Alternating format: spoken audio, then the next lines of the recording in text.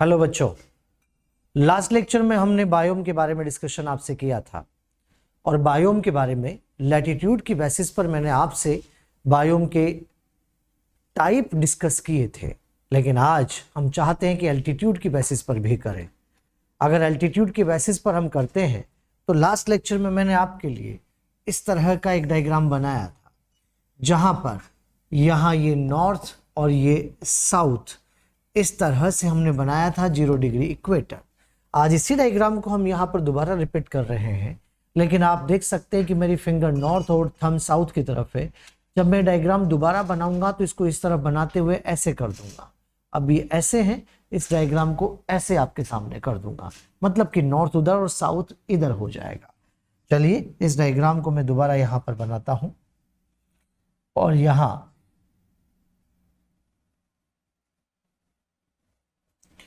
अब बच्चे देख पाएंगे कि ये ऐसे बना दिया। ये नॉर्थ यहाँ है और साउथ यहाँ है, और ये रहा यहाँ पर 0 डिग्री, जिसको कि हम इक्वेटर के नाम से पुकार रहे हैं। जब मैं यहाँ पोल की तरफ जाऊंगा तो इसे लैटिट्यूड का बढ़ना कहेंगे। लैटिट्यूड बढ़ेगा और लैटिट्यूड के बढ़ने से आप सब जानते हैं कि टेम्परेचर में कमी आती है, और जब टेम्परेचर कम होगा तो उस केस में यहाँ बायोम के टाइप बदलते हुए चले जाएंगे। आप देख पा रहे हैं कि इस तरह से ये बायोम का टाइप बदलेगा। जैसे इक्वेटर के क्लोज हमने बनाया था ट्रॉपिकल रेन फॉरेस्ट, फिर उसके बाद में यहाँ ट्रॉपिकल डेसिडुअस फॉरेस्ट आ रहा है, फिर उसके बाद टेम्परेट डेसिडुअस, फिर उसके बाद में यहां पर कॉनिफेरस, और फाइनली आर्कटिक टुंड्रा। यही सब कुछ लास्ट लेक्चर में हमने देखा था। चलिए अब आज हाइट पे चलते हैं, मतलब कि एल्टीट्यूड पे चलते हैं। और जब हम एल्टीट्यूड पे जाएंगे, हाइट पे जाएंगे, तो उस केस में मैं आपसे कहूंगा कि वो हम किसी माउंटेन पे जाएंगे, और माउंटेन पे जाएं तो माउंटेन हो सकता है कि ट्रॉपिकल एरिया का हो सकता है कि सब ट्रॉपिकल का हो सकता है कि टेम्परेट एरिया का हो। अरे जब हम पढ़ते हैं तो अच्छा ही सोचते हैं। अगर ऐसा है तो उस केस में मैंने कहा कि माउंटेन ट्रॉपिकल एरिया का है तो हाइट इस तरह से यहाँ पे जाएगी, और जब हाइट इस तरह से यहाँ पर जाएगी तो उसको मैं बोर्ड पे नहीं बना सकता। मैंने आपको यहाँ पर ये ऐसे बना दिया बेटा, ये रहा माउंटेन। और जब आप माउंटेन के बेसल पार्ट पर हैं तो बेसल पार्ट पर यहाँ पर मिलने वाले फॉरेस्ट ट्रॉपिकल रेन फॉरेस्ट है।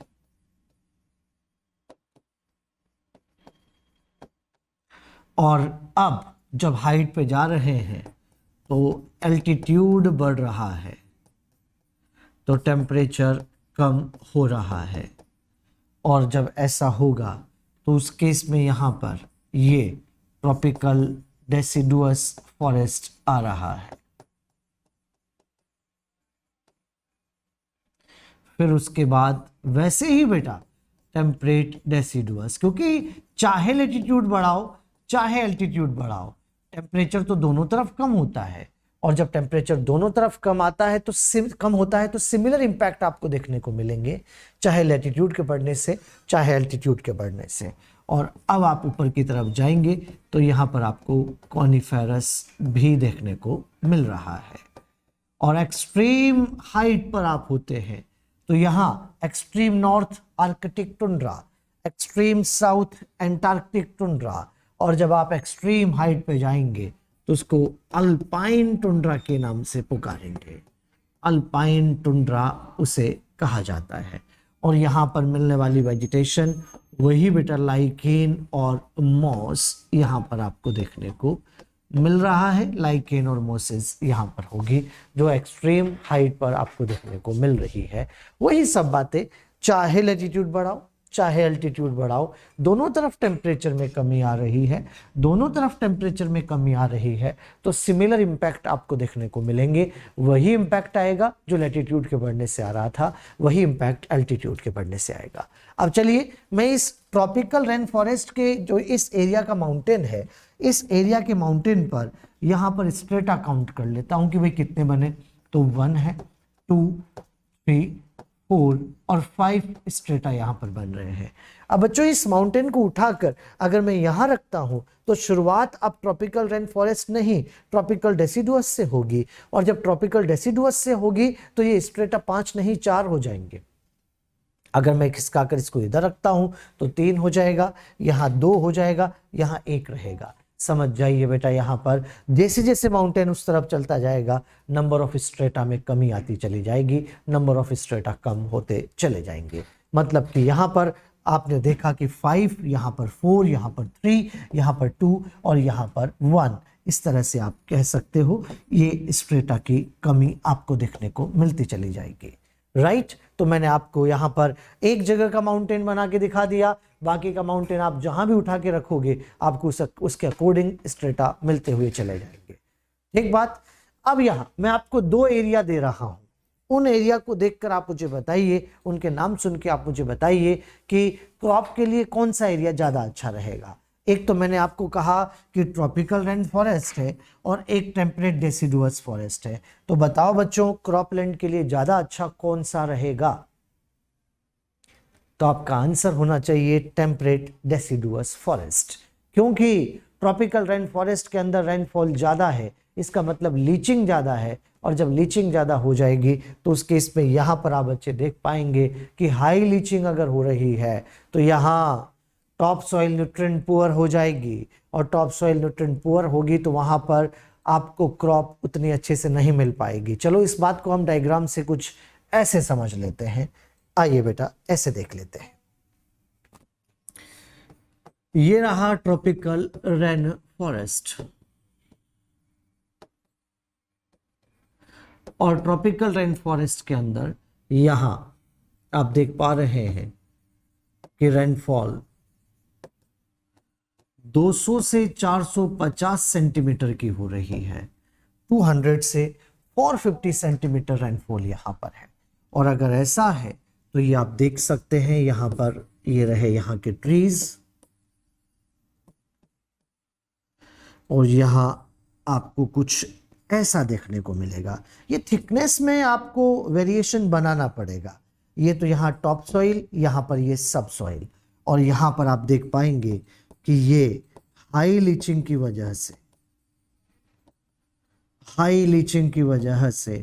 यहाँ से टॉप सॉइल से निकलकर मिनरल नीचे आ रहा है और थिकनेस में कमी आ जाएगी, और यहाँ की टॉप सॉइल न्यूट्रिएंट पुअर हो जाएगी। और इस तरह की न्यूट्रिएंट पुअर सॉइल को आप ओलिगोट्रॉफिक सॉइल के नाम से पुकारेंगे। कौन सी सॉइल? Oligotrophic soil. 3 टर्म आती है, एट्रॉफिक, ओलिगोट्रॉफिक और यूट्रॉफिक। यूट्रॉफिक का मीनिंग होता है न्यूट्रिएंट रिच, ओलिगोट्रॉफिक मतलब न्यूट्रिएंट डेफिशिएंट है, और एट्रॉफिक मतलब न्यूट्रिएंट एब्सेंट है।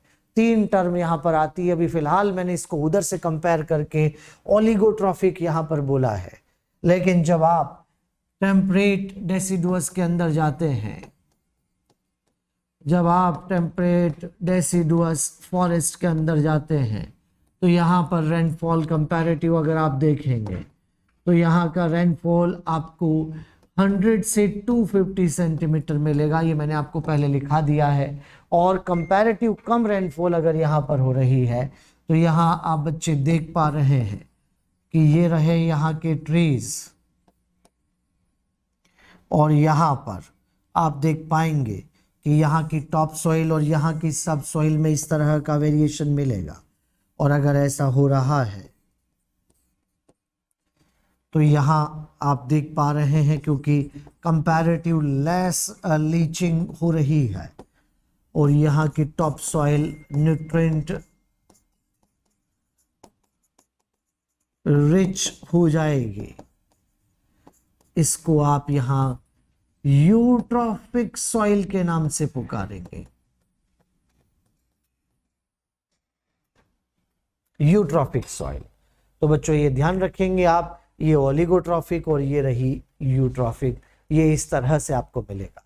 लेकिन ऐसा कहते ही मन में क्वेश्चन आ गया, और मन में एक बड़ा क्वेश्चन ये आया कि ट्रॉपिकल एरिया की टॉप सॉइल न्यूट्रिएंट पुअर है, फिर भी यहाँ की डाइवर्सिटी क्यों ज्यादा है?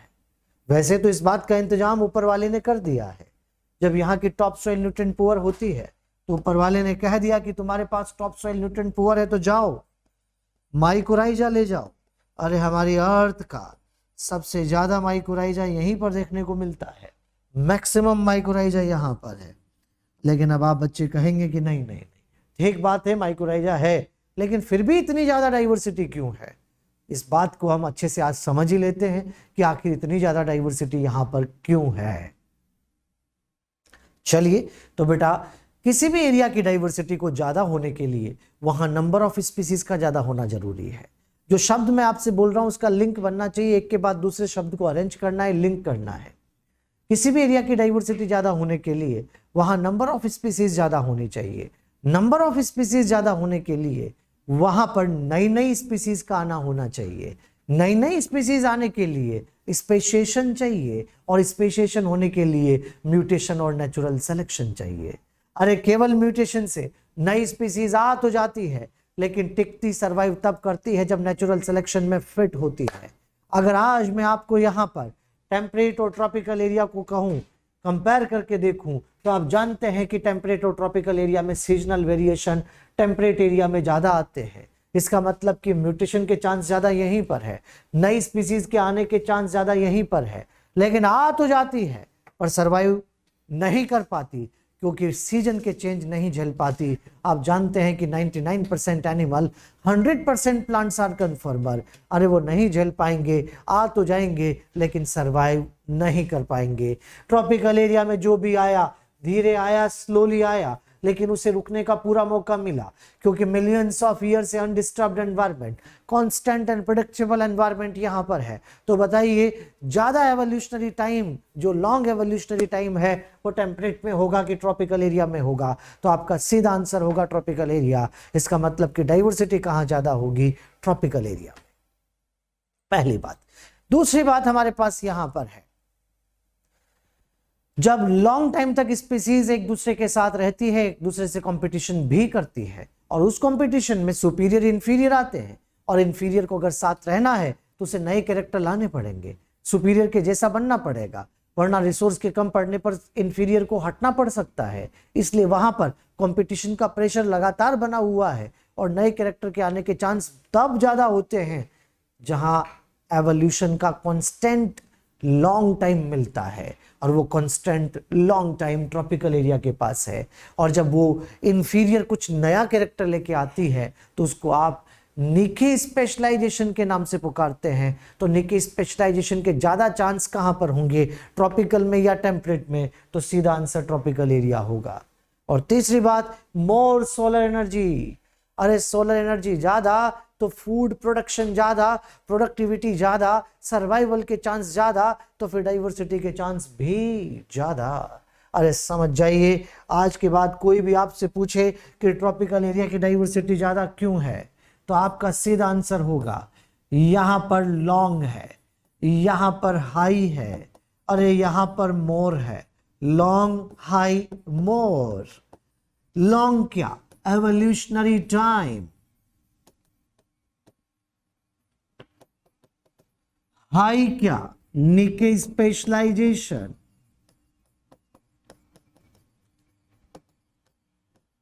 और मोर क्या? Solar energy. तो लॉन्ग, हाई, मोर, ये यहां पर होता है।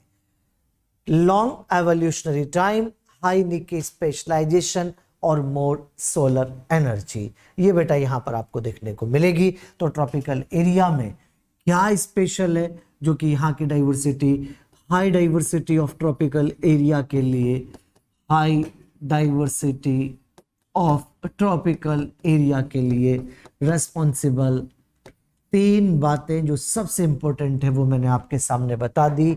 लॉन्ग, हाई, मोर। लॉन्ग एवोल्यूशनरी टाइम, हाई निके स्पेशलाइजेशन और मोर सोलर एनर्जी। तो ये आज हमने बायोम से रिलेटेड सारी बातें कंप्लीट कर ली है, लेकिन आज मैं चाहता हूं कि आपको साथ में स्पीसीज एरिया रिलेशनशिप की चर्चा भी आपसे करूं, ताकि आपको वो चीज भी साथ में ही समझ में आ जाए, और फिर उसके बाद नेक्स्ट लेक्चर में हम लोग बायोडाइवर्सिटी की चर्चा कर लेंगे बेटा। तो यहां पर आपसे पहले बात करते हैं स्पीसीज एरिया रिलेशनशिप। आपने नाम सुना होगा अलेक्जेंडर वॉन हम्बोल्ट, साइंटिस्ट हैं, और इन्होंने स्पीसीज और एरिया रिलेशनशिप का एक ग्राफ हमें दिया है, और उसी ग्राफ को आज हम समझ रहे हैं बेटा। अलेक्जेंडर वॉन हम्बोल्ट ने हमें बताया कि जब भी आप एरिया और स्पीसीज रिचनेस के बीच में ग्राफ प्लॉट करते हैं, तो ये बात मैंने आपको पहले भी डिस्कस की थी। मैंने आपको बताया था कि जब ऐसा हम करेंगे तो एरिया बढ़ने के साथ डाइवर्सिटी बढ़ती है, लेकिन एक लिमिट तक बाद में कांस्टेंट हो जाता है, कांस्टेंट हो जाता है। ये कांस्टेंट क्यों होता है? क्योंकि मैं आपको समझा चुका हूं कि जैसे जैसे एरिया साइज बढ़ती जाती है वैसे वैसे डाइवर्सिटी बढ़ती है, लेकिन एक लिमिट के बाद वही स्पीसीज बार बार रिपीट होती है जो पहले वाले एरिया में आ चुकी है। इसका मतलब एक लिमिट के बाद ये कांस्टेंट हो जाता है। अरे एरिया हमेशा के लिए डायरेक्टली प्रोपोर्शनल नहीं है। एरिया साइज जब आप बढ़ाओगे तो डाइवर्सिटी बढ़ेगी, लेकिन एक लिमिट तक ही ऐसा होगा। और इसी बात को आप यहां पर S = CAZ से प्लॉट कर रहे हैं बेटा, जिसमें S और A के बीच आज हमने ग्राफ बनाया है। एक टाइम तक डाइवर्सिटी बढ़ती है, उसके बाद में कांस्टेंट हो रहा है। अगर इसी इक्वेशन को आज हम लॉग लॉग स्केल पर लेते हैं तो यहां log S = log C plus Z log A, ये यहां पर आ रहा है। आप बच्चे देख पाएंगे लॉग स्केल पे लेने के बाद log S स्पीसीज रिचनेस को रिप्रेजेंट कर रहा है, C Y इंटरसेप्ट को रिप्रेजेंट करेगा, Z यहां पर स्लॉप है, और A यहां पर एरिया है। तो यहां जब लॉग स्केल पर लेकर दोबारा इस ग्राफ को प्लॉट करते हैं, एक स्ट्रेट लाइन आपको मिलती है। इस वाली इक्वेशन से तो ये, और इस वाली इक्वेशन से ये वाली लाइन आपको मिल रही है। फिर आप कहेंगे कि सर हमको तो ऊपर वाले ग्राफ से ही बात समझ में आ गई थी, ये नीचे वाली स्ट्रेट लाइन प्लॉट करने की क्या जरूरत आ गई? हम समझ गए थे ना कि एक टाइम तक डाइवर्सिटी बढ़ती है, उसके बाद में कांस्टेंट हो जाता है। फिर ये नीचे वाली स्ट्रेट लाइन क्यों प्लॉट कर रहे हैं? बच्चों, नीचे वाली स्ट्रेट लाइन प्लॉट करने के पीछे दो कारण हैं। पहला कारण, हम आपको समझाना चाहते हैं कि कैरेक्टर दो प्रकार के होते हैं, एक तो एनालिटिकल और एक सिंथेटिक। एनालिटिकल कैरेक्टर उसको कहते हैं जो हम प्रैक्टिकल करके फाइंड आउट करते हैं, और सिंथेटिक कैरेक्टर उसको कहते हैं जो कि कैलकुलेशन से आता है। जैसा ऐसा मानिए कि एक दिन की बात है, आप और हम एक पॉन्ड के किनारे घूम रहे थे। घूमते घूमते आपके मन में आया कि सर इस पॉन्ड में कितनी मछलियां हैं। तो मैंने आपसे कहा कि बेटा चलो पूछते क्या हो, आओ ट्रैप करके देखते हैं।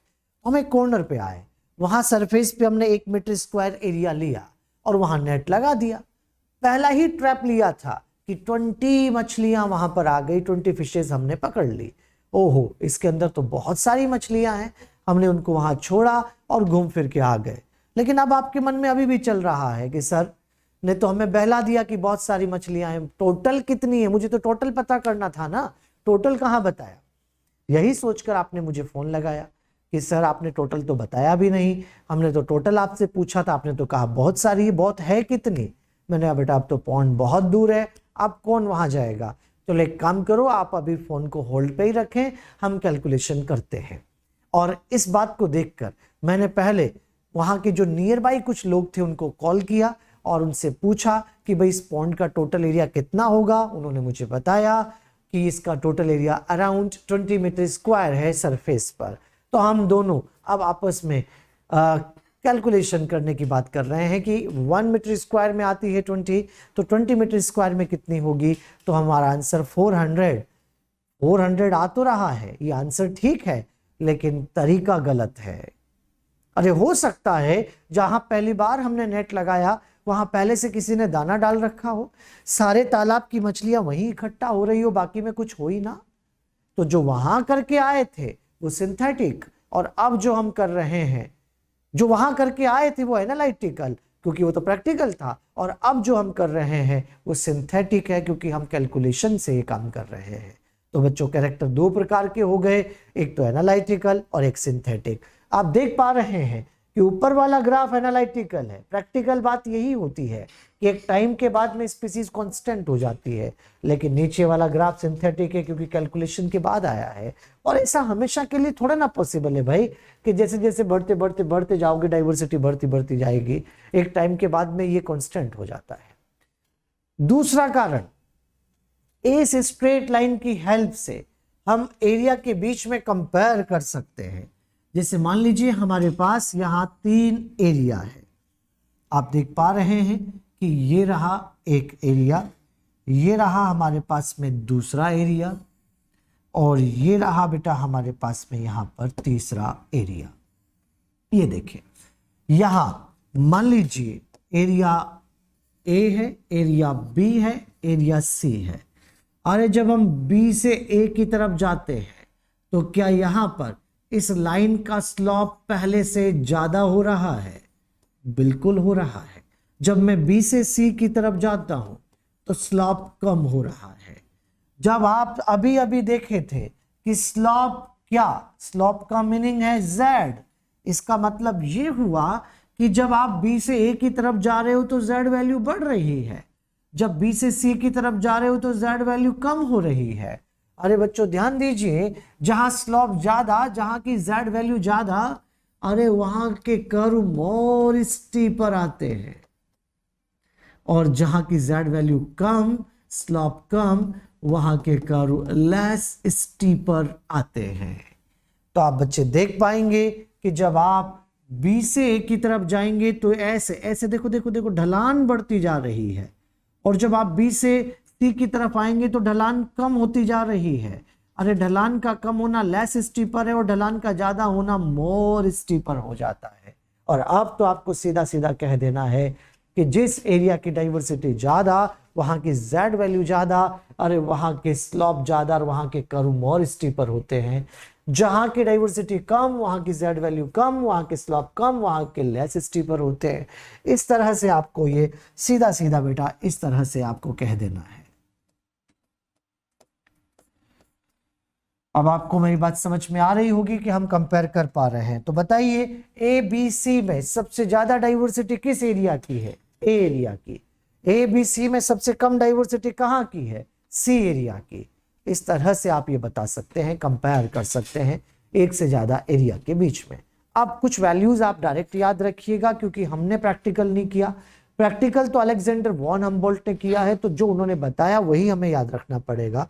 जैसे स्मॉल एरिया के अंदर आप जाते हैं तो स्मॉल एरिया का z 0.1 से 0.2 के बीच में आता है। जब लार्ज एरिया मतलब कि आप एंटायर कॉन्टिनेंट की बात कर लेते हैं, जब आप एंटायर कॉन्टिनेंट की बात कर लेते हैं तो लार्ज एरिया का z वैल्यू 0.6 से 1.2 चला जाता है यहाँ। लेकिन अगर आप ट्रॉपिकल रेन फॉरेस्ट की चर्चा करते हैं तो ट्रॉपिकल रेन फॉरेस्ट के अंदर ये z वैल्यू यहाँ 1.15 आ रही है। ये ट्रॉपिकल रेन फॉरेस्ट में मैमल्स और फ्रूट ईटिंग बर्ड्स के बीच है।